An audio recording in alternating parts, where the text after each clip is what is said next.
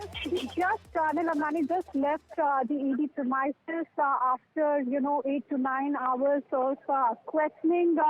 And in fact, as we've been reporting, that he asked for more time as he is not aware of all those allegations and all those charges that was flagged by ED, the evidences. He said that he want to go back and see all the documents, all the board meetings, etc., to come back, and then he will be able to provide information to ED.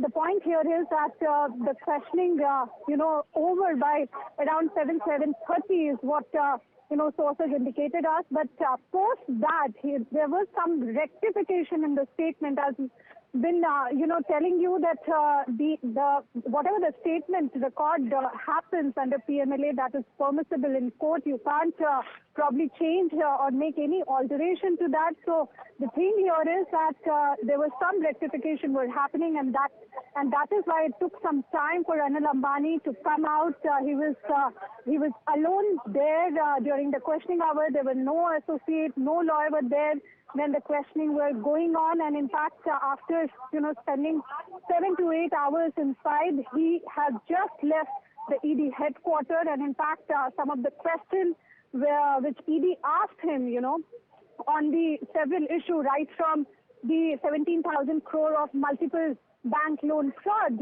related to 3,000 crore Yes Bank to Reliance companies, the quid pro quo connection, whether he was directly involved in any of the decisions, the key executive was involved. And in fact, in most of the questions, his reply was that he is not aware. And in fact, there are so many companies, a lot of executives are there, and he is not into day-to-day operations. So he had to go through all the documents, all the papers. And in fact, ED argued also during the interrogation. In fact, they said that in some of the documents, you actually signed it. So how are you going to justify that? So on that, he said that I'm not aware. These are the board matters. I just had a look, and I need some time to kind of understand about the charges, the complex web of transaction which ED has raised, the quid pro quo, the kickbacks, and the multiple loan frauds we are talking about at this point. So all those questions, his answer pretty much remained the same during the interrogation, saying that he needs some time, and he needed to see all those answers before, respond to ED. But some of these statements have been recorded under PMLA. The ED has been probing that, and under that particular point, he said that he will come back again. So we need to see that when will the next date given to him. And in the meantime, the other key associates, Amitabh Jhunjhunwala, Satish Seth, who have been also searched during the search operation in this particular case related to commercial finance and housing finance, owing together 12,000 crores, plus the Reliance Communication, which owes over 4,000 crores, the total 17,000 crores. So tomorrow, Amitabh Jhunjhunwala is going to be questioned by ED, is what indication we are getting. He's also coming at the same time as Anil Ambani. So in a nutshell, ED will try to kind of collate all the documents, all the evidences, and then perhaps they will have more strong and watertight case when, Ambani will come back with all the details to respond, and they have more, information to counter that. So that's the wrap of today's, questioning. He just left the premises, and he will come back in 7 to 10 days. Thank you so much for that update. This is Anil Ambani driving out of the Enforcement Directorate office after being summoned in the loan fraud case for questioning. We're looking at, Shrimi, almost 8.5 hours of questioning and rectification. But like you rightly said, that Anil Ambani maintaining that he probably needs some more time before he can collate his responses to the Enforcement Directorate.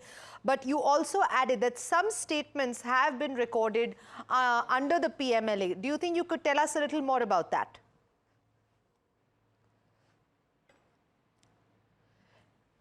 Right, we'll try and get Shrimi back in Sorry, Sanjana, I can't hear you. Could you please repeat your question? Sure. Shrimi, if you can hear me right now, we have said that Anil Ambani has been maintaining that he needs more time before responding to the probe agency. But you did add that some statements today have been recorded under the PMLA. If you could give us more details on that, please. So that's so I've been telling you, and they've been reporting that during the interrogation, which went on for 8 to 9 hours today. So what happened is, typically in the PMLA, whatever the statement you're recording, that is permissible in court. You can't alter that. You can't change that statement. So whatever the statement he has given today, it will be directly be submitted in the court. Unlike the other offences, for example, if there is a police complaint, you can alter your statement in a later stage, while the case progresses. But in PMLA, you can't really alter, you can't do any changes. So that rectification actually took time for him to come out, and he was not, accompanied by any associate or lawyer. He was all alone there in our interrogation room, where the ED sleuth, the investigation head, was there with the team, with all the papers, all the documents, all the evidences, whatever they gathered, Enforcement Directorate so far in the preliminary inquiry, as well as the search operation. As you know, the search operation, conducted on July 24th, and it went on for 3 days, and it was quite extensive. And in fact, the basis of that search operation, the arrest also happened in that Odisha-based entity who actually facilitated the entire fake bank guarantee the case. So what I'm saying here is, and what we are getting at this point, that this is the first round of question where he tried to sort of, dodge many, questions here. He was kept on repeating that he needs some time. And he, in fact, officially sought, a week or 10 days to kind of, to come back with the response, because his point was that whatever the allegation you are making, whatever the information you're giving, whatever the findings and the evidences are you presenting at this point, I'm not able to answer that because the key executives are actually looking into that. I'm not aware about the day-to-day operations, and there are people for that, so I need to go back to them. I need to go back to the team to understand what is happening.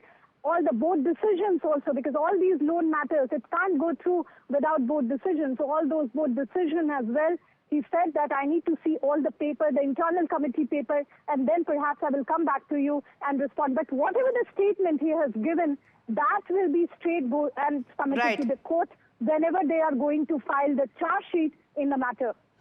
Shrimi, thank you so much for that. Stay with us. Viewers, these are the visuals, just to recap, of Anil Ambani driving out of the ED office. This is, we're talking 8 to 9 hours of questioning that took place.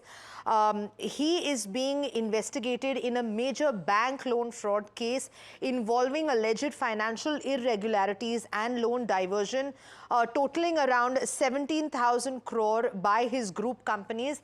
Let me go to my colleague Shrimi, who has been relentlessly bringing us the latest from outside the ED headquarters since early this morning. Shrimi, we understand, like we have been reporting, that the ED is looking into whether these diverted loans constituted money laundering, and we have been saying that they have searched around 50 companies, all of these locations, seized documents. Today there's questioning as well. But there are two main components for this case, right? Two primary allegations. One is the diversion, and then is a much larger fraud. So if you could give us that context, please. Yeah, so Sanjana, it all started with, in June 2019 when PwC, the auditor of the Reliance Capital, actually exit the organization, resigned from Reliance Capital, saying that there are certain transactions that need to be resolved. Otherwise, it will have a direct impact on the financial of the Reliance Capital. And what happened actually after that, that Reliance Capital defaulted. In fact, the two subsidiary company we are talking here, the commercial, Reliance Commercial Finance as well as Reliance Housing Finance, both of them owes actually over 12,000 crore. Now, those companies also got defaulted, and those default happened when there were, cases like IHFL and DHFL, the two big financial company were collapsed. So the whole banking system were kind of hesitant to, give any support to any corporate at that point of time. And I'm talking about between 2019 and 20, the whole genesis of this matter. And the Reliance Communication, which owes around, 40,000 crore, the outstanding amount, and the negotiation were happening between the Reliance Arcom and the bankers to kind of give some leeway in the terms of that loan. That also didn't happen because of the IHFL and the DHFL case, which were happening at that point of time. Later, Reliance Capital, defaulted, and since then, the case emerged from the fact that how Yes Bank actually given loan to Reliance Group of companies, and that same loan gone to Yes Bank Rana Kapoor family offices.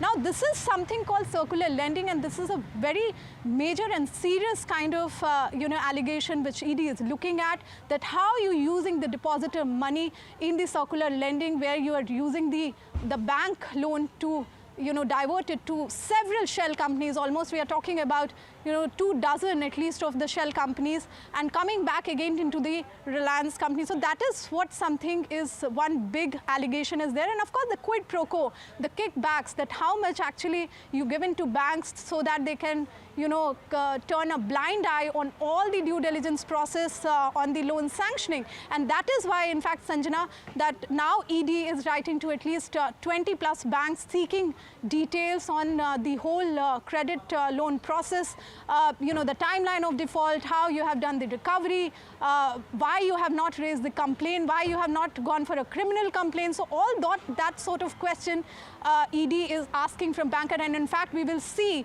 that they, all bank executives is going to be very soon summoned and questioned by ED, because the question, remains is that most of these loans have turned into NPA. So why there were no kind of criminal complaint happened there?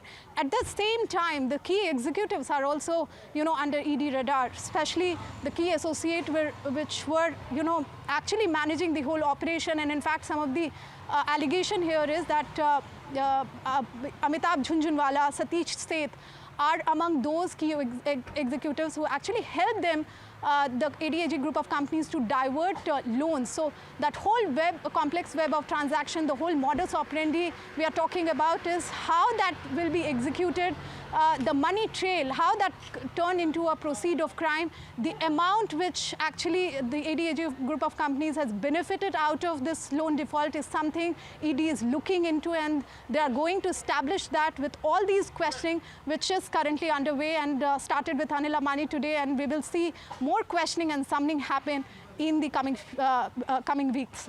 Right, Shrimi, thank you so much for that. We also understand that, like we have been reporting relentlessly, sometime last week, we also said that there was a restriction on Anil Ambani's travel. There was a lookout notice that was issued. So give me a sense and give us a sense of whether that will continue now that the first round of questioning has ended.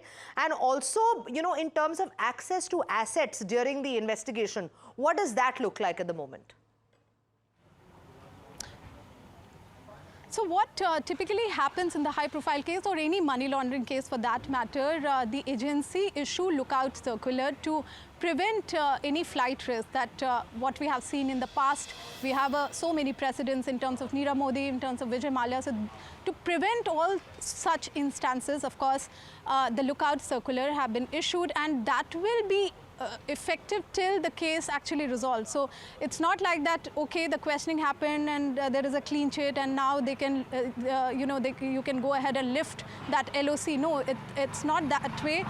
If the investigation is on and the serious allegation like money laundering, where we are talking about 17,000 crore of loan fraud case, they are going to, keep this LOC, very much activated, and they are not going to lift that, at least in the near future. At least we get some conclusion in the case, they see some conclusion in the case. However, they always have a legal route to kind of, in emergency situation, in medical situation, where the person concerned can apply and, request MHA, which is Home Affairs, deal with this matter to to lift that for certain period. Now, after lookout notice, of course, the questioning happened. So action so far we know, and what happened next is something we are also kind of closely watching that. So nobody knows, because it will get more clear after, Anil Ambani will come back with all those details which has been sought. For example, he has been asked some, tough question like,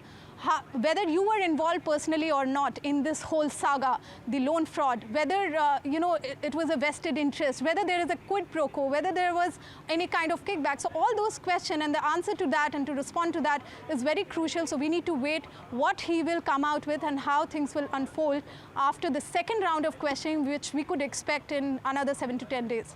Shrimi, thank you so much for that update, relentlessly giving us the latest from the ED headquarters in the national capital. Remember, this is as the Enforcement Directorate summoned Reliance Group Chairman Anil Ambani today for questioning. They have summoned him for a second round of questioning that is likely to take place within the next 7 to 10 days. We'll continue tracking the latest story and bring you all of the developments.